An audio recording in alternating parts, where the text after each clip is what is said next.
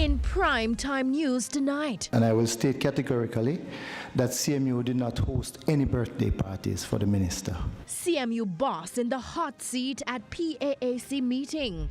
PETROJAM workers being snubbed by the public. Why they refuse to wear branded clothing. And the Prime Minister says no to reintroduction of the Rapid Response Unit to address water woes.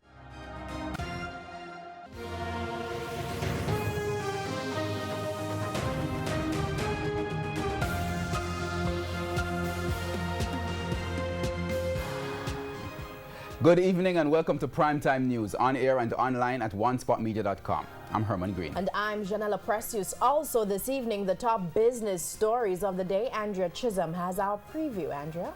Well, it's a Wednesday and we have some good news for motorists. Gas prices are going down and I'll tell you by how much later in the business day. Thanks, Andrea. And from business, we go to sports. Jermaine, what's the latest there? Well, thank you, Herman.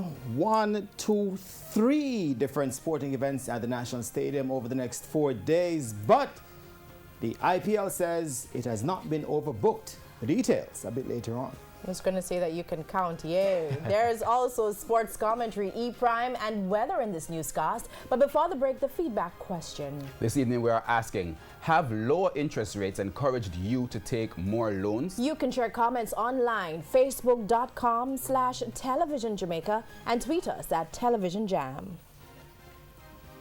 Stay with us. Primetime News returns after this break.